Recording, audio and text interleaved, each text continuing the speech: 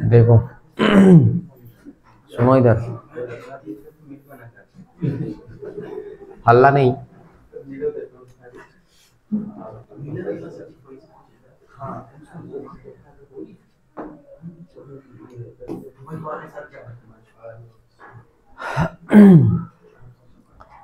English में सबसे ज्यादा समस्या पता है,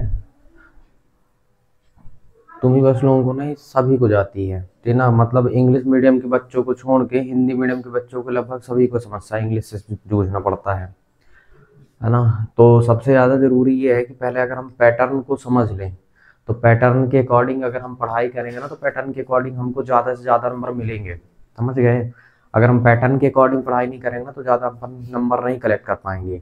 कुछ ऐसे सब्जेक्ट हैं कि मतलब अगर आपको वो डिफिकल्ट लग रहा है ना, तो तरीका ढूंढो कि हम कहाँ से नंबर ज़्यादा से ज़्यादा कलेक्ट कर सकते हैं, क्योंकि एग्जाम में एक एक नंबर ज़्यादा महत्वपूर्ण होते हैं तुम्हारे लिए, ठीक है। क्योंकि सबसे ज़्यादा तो वही जरूरी है कि हमसे कहाँ से हम, क्योंकि एक ही नंबर बहुत होता है आपके लिए, ठीक ना। परसेंटेज बनाने के लिए, पास होने के लिए एक ही नंबर बहुत होता है, ठीक है। अब जब तुम्हारा ये 80 नंबर का पेपर आएगा, तो 80 नंबर में पहली चीज ये कि पास होने वालों के लिए तो ये टारगेट होना चाहिए कि भैया हम 80 नंबर का जो पेपर है उसमें हमको 27-28 नंबर लेके आना है, मिनिमम 28 नंबर हम लेके आए पास होने के लिए। मतलब पास होने के लिए 28 नंबर चाहिए। और 32 नंबर का ओबीसी आता है। ओबीसी आता है कितने नंबर का? 32 का, ठीक। अच्छा, 32 नंबर का आपको कहोगे कि ऑब्जेक्टिव दिखता नहीं है हमको, लेकिन शुरुआत में पैसेज जो है इसको सब काउंट करके मानता है, क्योंकि पैसेज जो आते हैं वो सब एक एक नंबर के माने जाते हैं, ठीक। तो पैसेज मतलब काउंटेबल करके, तब जब ये काउंट करेगा तब आपके पास कितने नंबर का, 32 नंबर का टोटल बना देता है कि भैया ये हमारा कितने नंबर का है, 32 नंबर का है। तो ये आपको क्या होना चाहिए, पता होना चाहिए कि हमारे पास 28 नंबर हमको पास होने के लिए मिनिमम चाहिए। अब देखो पढ़ने के लिए करना क्या है, पहली चीज सेक्शन ए बनेगा पहले आपके पास। जब सेक्शन ए बनता है तो सेक्शन ए पता है, सेक्शन ए में आपके पास 14 नंबर का आएगा, ठीक है। और 14 नंबर का जब उसमें आएगा तो पहले में पैसेज ही आता है, ठीक है। लेकिन पैसेज कौन सा आएगा ये निर्धारित नहीं रहता है, लेकिन कभी कभी दिग्दर्शिका वाले जो पैसेज होते हैं या अध्ययन वाले जो पैसेज होते हैं वो आ जाते हैं, आते हैं, है ना। तो कोशिश ये करो कि पहले हम अध्ययन के में, या जो तुम्हारे पास दिग्दर्शिका जो होती है उसमें जो पैसेज हैं उन पैसेजों को हम एक आध दो बार पढ़ के रखें, रेडी रखें, ताकि उनके आंसर्स हमारे बिल्कुल कंफर्म रहें। और अगर आंसर्स कंफर्म रहेंगे अगर आपको, तो कम से कम आपके 10 में से 10 नंबर तो बने रहेंगे, ठीक है। और नहीं, अगर वहां पे नया देगा तब तो आपको ढूंढ के ही लिखना पड़ेगा, ठीक है। नोट्स मेक एंड समरी जो आता है, मतलब इसमें टाइटल और नोट्स लिखने के लिए आता है, इसको भी आपको कवर करना है कि टाइटल नोट्स आएगा तो ये तुम्हारे पास 4 नंबर का, तो 10 और 4 कितना हो गया, 14 नंबर हुआ। अभी केवल ये 10 नंबर में पहले वाले नंबर में जो क्वेश्चन बनेगा, फर्स्ट क्वेश्चन बनेगा वो 10 अंक का रहेगा, और उसी 10 अंक में 10 ऑब्जेक्टिव रहेंगे, ठीक है। मतलब वो 10 ही अंक का कहलाएगा। अब जब 10 ऑब्जेक्टिव हैं वो, तो अगर हम देखें तो 10 ऑब्जेक्टिव ये हो गए, नोट्स मेक एंड समरी का, मतलब नोट्स और टाइटल का आ जाता है, तो 4 नंबर का वो बन गया, ठीक है। तो टाइटल वाला तो ऑब्जेक्टिव में काउंटिंग नहीं होगा, सिर्फ ये काउंटिंग होगा। सेक्शन बी में जब तुम चलोगे, तुम्हारे स्किल्स के बारे में, राइटिंग स्किल्स में देखे तो 12 नंबर का आएगा। राइटिंग स्किल्स में आपसे एडवर्टाइजमेंट, पोस्टर और नोटिस पूछता है, 3 चीजें पूछता है। तो 3 चीज में ये कसम खा लीजिए आपकी 3 चीज ना बने तो कम से कम 2 चीज तो बन ही जाए। भाई देखो 3 चीज में से एक चीज आप छोड़ दो, कोई दिक्कत नहीं, ठीक है। 2 महीने का बढ़िया समय, बढ़िया रट डालो। 2 चीज में देखो, 3 में से 2 छोड़ देते हैं, क्या करेगा ज्यादा से ज्यादा, नोटिस या एडवर्टाइजमेंट देगा, अथवा में या तो पोस्टर या तो एडवर्टाइजमेंट देगा, ये तो पोस्टर या तो नोटिस देगा। तो अगर हमसे इन तीनों में अगर 2 चीज भी अच्छे से हमसे कंफर्म है, तो इसका मतलब यह है कि हम नंबर 4 नंबर उठा सकते हैं। 4 नंबर जो हमारा आना है वो 4 नंबर हम यहाँ से क्या कर लेंगे, उठा ले जाएंगे, ठीक है। तो एक तो आपके पास ये हुआ, अगर हम बात कर रहे हैं, देखो ये हमारा कितना हुआ, 10 नंबर दे दिया। ये 4 नंबर हमारा 10 4 14, तो ये हो गया। ठीक, इन 3 में से कोई 2 चीज रिक्वायरमेंट हम करते हैं, भैया 2 चीज कोई तुम पढ़ लो, ठीक है। या तो पूरा पोस्टर पढ़ो आप और पूरा एडवर्टाइजमेंट पढ़ो आप, ठीक है। पोस्टर एडवर्टाइजमेंट 100% है कि आना ही आना है, ठीक है। ऊपर नीचे अथवा करके देगा, इससे ज्यादा क्या हो सकता है। 3 में से एक कोई छोड़ दो आप, कोई दिक्कत नहीं। देखो लेटर राइटिंग में फॉर्मल और इनफॉर्मल 2 बनते हैं, ठीक है। तो फॉर्मल वाले अगर आप कोई पढ़ना चाहते हो, या तो आप पूरा एप्लीकेशन पढ़ के रख लीजिए, या तो पूरा आप लेटर ही पढ़ के रख लीजिए, ठीक है। समझ रहे हैं आप, मतलब तो लेटर राइटिंग में 2 चीजें, या तो एप्लीकेशन पूछता है या तो आपसे लेटर पूछता है, ठीक। या तो आपसे पूरा कंठस्थ लेटर ही हो, या तो फिर पूरा कंठस्थ आपके पास क्या हो, एप्लीकेशन ही हो, ठीक है। तो ये आप थोड़ी से जरूर काम कर लीजिए। नेक्स्ट कॉन्सेप्ट में अगर हम देखते हैं लॉन्ग कंपोजिशंस। लॉन्ग कंपोजिशंस की अगर हम बात करते हैं तो लॉन्ग कंपोजिशन में आर्टिकल्स आ सकता है, रिपोर्ट लिखने के लिए आता है, स्पीच आता है, ठीक है, और डिबेट लिखने के बाद आता है, और पैराग्राफ लिखने के लिए आता है, ठीक है। तो ये सारी चीजें जब चीजें पूछता है तो तुम्हारे पास 4 नंबर पूछता है। तो लॉन्ग कंपोजिशन में यहाँ पे आर्टिकल, पैराग्राफ, जो स्पीच वगैरह पैराग्राफ वगैरह लिखाता है, यही तुम्हारे पास इसी में आता है। इम्पोर्टेंस ऑफ इंग्लिश 4 नंबर में, ठीक ना, गेम एंड स्पोर्ट, ठीक ना, और वैल्यू ऑफ ट्री, ठीक ना, वगैरह वगैरह करके ऐसे पूछता है 5-6, फिर मैं बता दूंगा कि कौन कौन सी यहाँ पे आएगा 4 नंबर का। तो ये importance of English, importance of tree, ठीक ना, और वैल्यू गेम्स एंड स्पोर्ट के बारे में थोड़ी सा आपसे अच्छे से रटा होना चाहिए। अच्छा, रिपोर्ट लिखने के लिए भी आता है। रिपोर्ट लिखने के लिए जैसे एनसीसी हो गया, एनएसएस हो गया, ठीक ना, रोड एक्सीडेंट हो गया, ठीक ना, उसका रिपोर्ट बनाना है, वो टॉपिक्स दे देता है, ठीक है, उसमें के बारे में आपको लिखना पड़ता है, आर्टिकल्स वगैरह। ये तुम्हारे पास ये सब लिखने का स्किल्स का है, ठीक ना, कि आप लिखिए, उसके अकॉर्डिंग आपको क्या करना पड़ेगा, कंप्लीट करना है। लॉन्ग कंपोजिशंस के बाद फिलअप आता है, ठीक ना, सेंटेंस करेक्शन रहते हैं, फिलअप जिसको हम कहेंगे, और डू एस डायरेक्ट आएगा। तो फिलअप में तुम्हारे पास 5 का रहेगा, डू एस डायरेक्ट भी तुम्हारे पास 5 का रहेगा। तो फिलअप और डू एस डायरेक्ट, ठीक है। फिलहाल अगर मैं आपको सजेस्ट करूं तो जितने सारे पुराने पेपर्स हैं, ठीक है, तो पुराने पेपर में जितने भी हैं उनको आप जरूर एक बार पढ़ लीजिए, ठीक है। मतलब आप पिछले पेपर ढूंढिए, उठाइए थोड़ी से 2-4-6 साल तक के, और उनमें जितने भी ऑब्जेक्टिव, डू एस डायरेक्ट वगैरह हैं, कौन कौन से काफी पूछे गए हैं, उनको थोड़ी सी पढ़ लीजिए। अध्ययन ये बोध में भी बहुत सारे रखे गए हैं, नहीं ढूंढना तो अध्ययन बोध में रखा हुआ है, अध्ययन में लिखा हुआ है, उसमें पीछे मतलब सन डाला हुआ है, तो उसको जरूर पढ़ लो आप, ठीक है। 10 नंबर यहाँ से, अब देखो सबसे शुरू में 10 नंबर ये दिया, अब 5 नंबर ये, 5 नंबर ये, तो 10-10 नंबर ये हो गया, ठीक है। तो कितना हो गया, 20 नंबर का ऑब्जेक्टिव कहलाया एक हिसाब से। अब देखो टेक्स्ट बुक से 44 नंबर का बनता है, आपके 44 नंबर का आएगा। अच्छा, 44 नंबर में आपके पास क्या आना है, फ्लेमिंगो नामक जो आपकी बुक है उससे 5 नंबर का एक वो बनेगा, पैसेज आता है, 5 नंबर का पैसेज है, काउंट होता है, ये ओबीजे में काउंट होता है। ये ओबीजे है, ठीक है, ये भी ओबीजे है, और ये भी ओबीजे है, ये भी ओबीजे है, ठीक है। फ्लेमिंगो नामक जो बुक है उससे 5 नंबर का एक पैसेज आता है। उस 5 नंबर के पैसेज में राइटर नेम भी पूछ सकता है, ठीक ना, मतलब कि उसमें 5 ऑप्शंस रखता है, तो राइटर नेम वगैरह भी कभी कभी पूछता है, तो सीधे सीधे विकल्प रख देता है उसमें आपके पास, ठीक। अब देखो, हालांकि वो विकल्प ही रखता है इस टाइम पे ज्यादा, और राइटर नेम नहीं रखता है, अगर रखेगा तो ऑप्शन जरूर देगा फिर।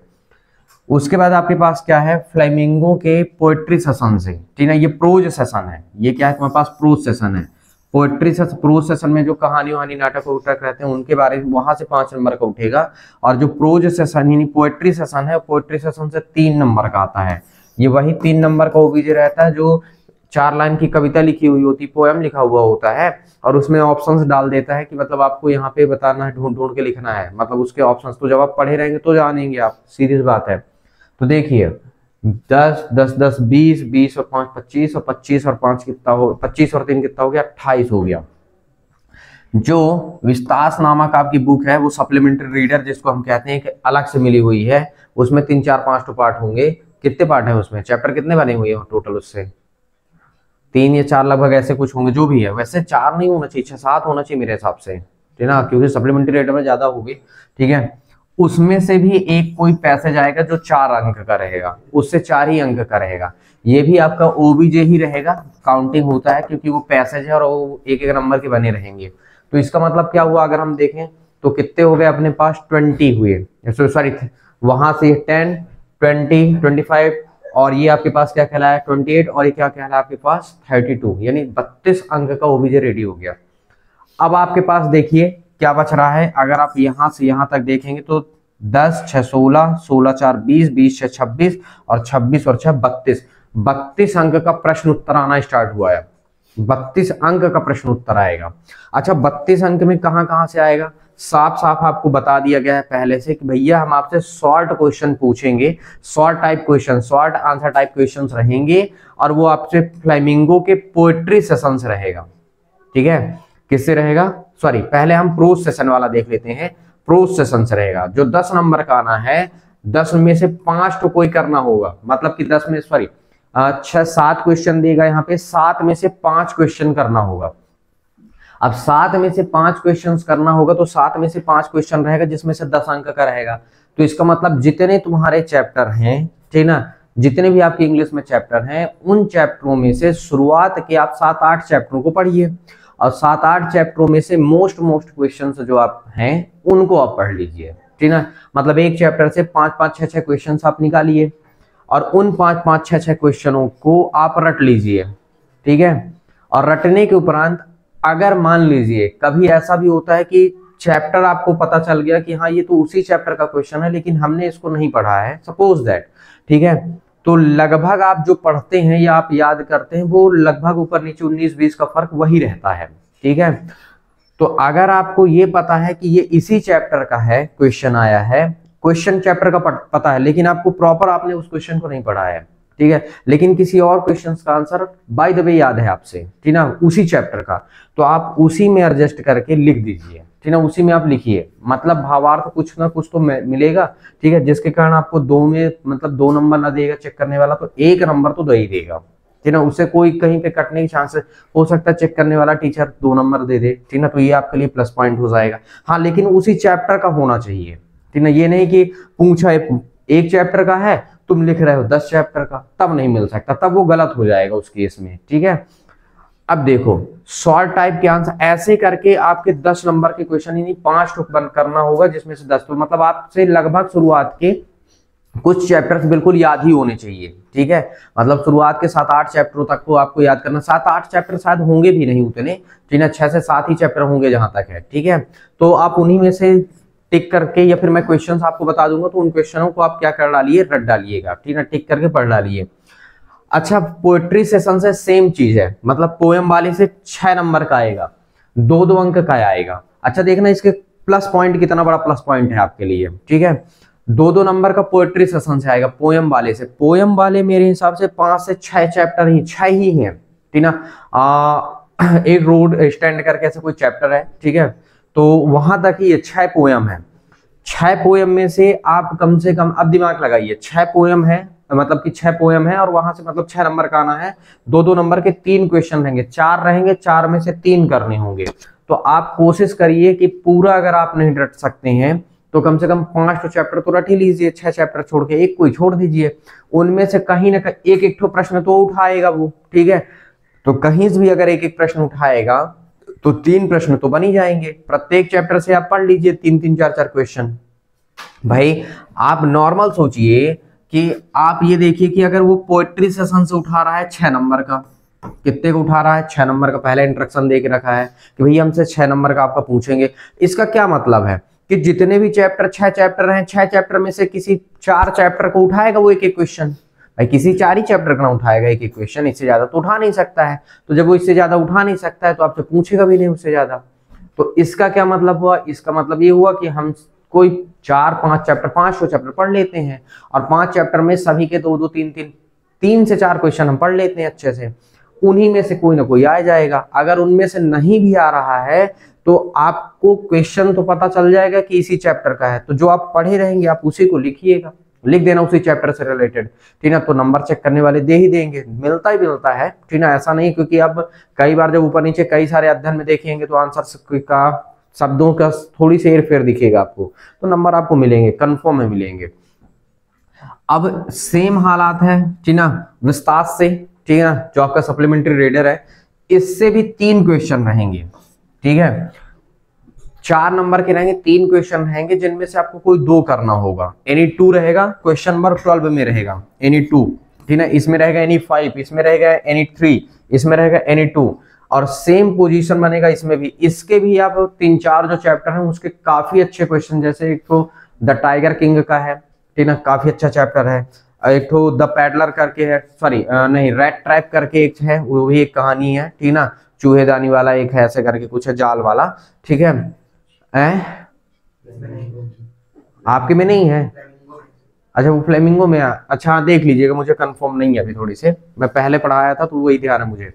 अब देखो, अब यहाँ पे अगर हम देखें तो ये तुम्हारे पास क्या हुआ, विस्तास वाले चैप्टर से कितने नंबर का बन रहा है, 4 नंबर का बन रहा है। तो वहां से भी कोई 2 मतलब 3-4 चैप्टर आप पढ़ लीजिए, 2 क्वेश्चंस कोई आएंगे, ठीक ना।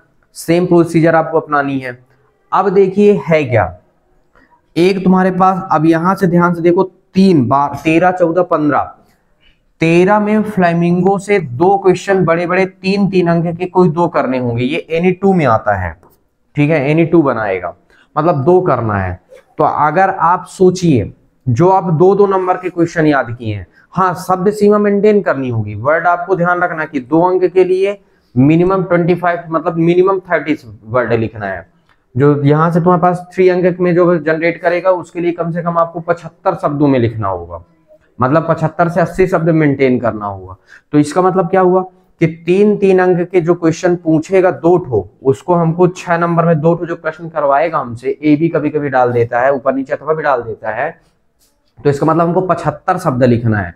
अब फ्लेमिंगो से मान लीजिए आ गया, पहले ही चैप्टर से आ गया, ठीक है, अब पहले ही चैप्टर से आ गया, लेकिन आपके पास ये नहीं कंफर्म है, ठीक ना, कि मतलब आप या फिर कोई आंसर रटे हो तो कम शब्द में है, ठीक है, तो आप जो एडिशनल पढ़े रहते हो ना, उन शब्दों को भी, मतलब उनको भी वहां पे लिखना पड़ेगा, फिर आपको शब्द मेंटेन करना पड़ेगा। या फिर आपसे नहीं बन रहा है, चैप्टर पता है कि यार ये इसी चैप्टर का है, तो जो पहले तुम 3-4 क्वेश्चन पढ़े हो तो उन सब क्वेश्चन को ही एडजस्ट करके आप लिखो, तो कम से कम उनकी शब्द सीमा मेंटेन हो जाएगी, है ना। तो चेक करने वाले जो रहेंगे उनको कम से कम कुछ तो देंगे, 3 में से कम 1.5-2 नंबर, 2-3 नंबर तो दे ही देंगे, 2 नंबर तो दे ही देंगे, ठीक है, शब्द सीमा मेंटेन रहेगी, उसी चैप्टर का रहेगा, तो ठीक है।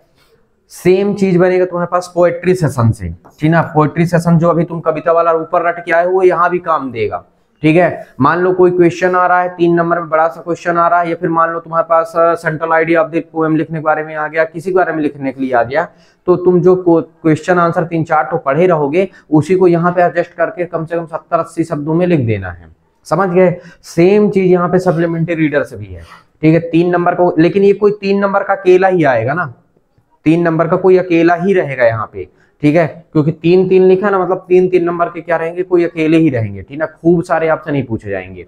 इसमें अथवा डाला रहेगा, ठीक है, इसमें भी अथवा रहेगा, और इसमें 2 क्वेश्चंस रहेंगे 3-3 नंबर के, जो सब फ्लेमिंगो वाला है इसमें 2 रहेंगे, 3-3 के 2 रहेंगे, तो उनमें भी अथवा डाला रहेगा।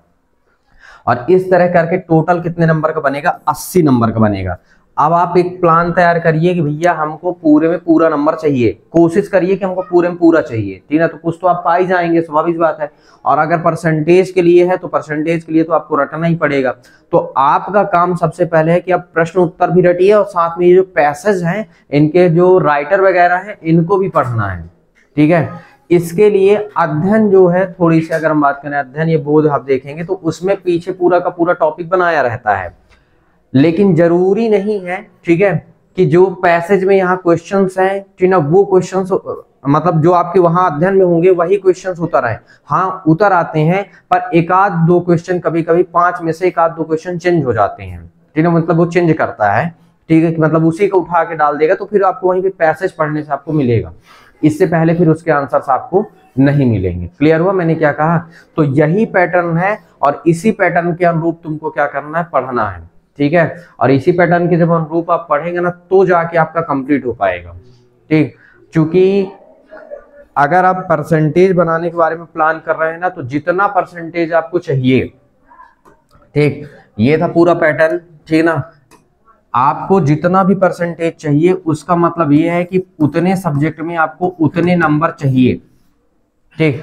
अगर आपका टारगेट है कि हमको 90+ का करना है, तो इसका साफ मतलब है कि आपको प्रत्येक सब्जेक्ट में 90+ नंबर चाहिए, ठीक है। 100 अंक में आपके पास उतने ही अंक कंप्लीट होने चाहिए, ठीक, तभी जाके आपको उतने परसेंटेज मिलेंगे। अब मान लीजिए किसी सब्जेक्ट में ऊपर नीचे यदि हो रहा है, तो आपको अदर सब्जेक्ट से मेंटेन करना होगा, भाई आप ये बताइए, अगर आप, ठीक, सपोज दैट 9, आप देखो क्योंकि कुछ ऐसे सब्जेक्ट हैं कि आप उनमें काफी हाई नंबर खींच सकते हो, ठीक है, जो दूसरे सब्जेक्ट में तुम्हारे लिए प्लस पॉइंट बना देंगे। कम से कम आपके पास बाकी तो प्रैक्टिकल वगैरह जो प्रोजेक्ट वगैरह वो टीचर्स के हाथ में है, लेकिन 80 नंबर का जो पेपर है, तो आप कोशिश तो कर सकते हैं कि हम 75 प्लस करने का प्रयास करें।